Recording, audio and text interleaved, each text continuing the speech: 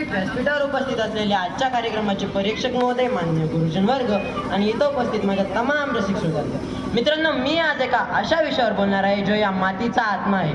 विषय आहे संत आणि अंधश्रद्धा. अहो, महाराष्ट्र ही संतांची भूमी आहे. हे सांगताना आपण अतिशय गर्वाने सांगतो, अभिमानाने सांगतो, परंतु दुर्दैव असं की आज याच भूमीत गल्लोगल्ली बोवाबाजीचे पेव फुटताय.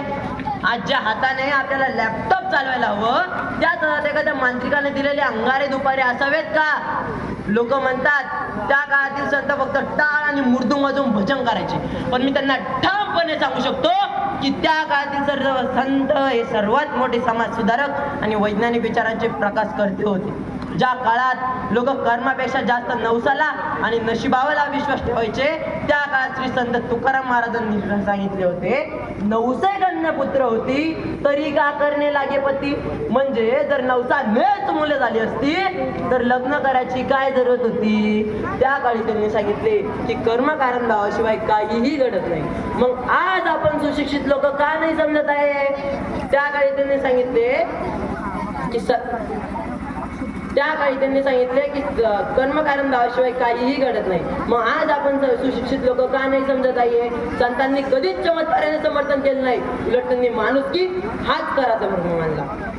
संतांनी फक्त अंधश्रद्धाच घालली नाही तर समाजाला समता आणि बंधुभाव शिकवला. मित्रांनो, संत गाडगे बाबा म्हणायचे, माझ्या पाया पडून तुमचं नशीब सुधारणार नाही तर ते सुधरवण्यासाठी तुम्हाला चांगले कर्म करावेच लागतील. पण आज आपण काय करतोय?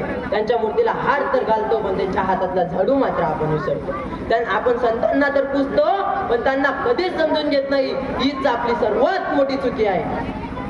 आज आपण 21व्या शतकात जगतोय, चंद्रावर यान पाठवतोय, परंतु घराबाहेर पडताना आपल्याला जर एखादी मांजर आडवी गेली ना तर मात्र आपले पाऊल थांबतात. आज आपल्या प्रत्येकाकडे एक स्मार्टफोन आहे, परंतु त्याच स्मार्टफोनवरती आपण एखाद्या बंधुबाबाची जाहिरात बघतो, त्यात एखादा मांत्रिक म्हणतो की तुमचं नशीब बदलून देतो, आणि आपण सर्व सुशिक्षित लोक त्याच्या पायावर आपलं डोकं टेकवतो.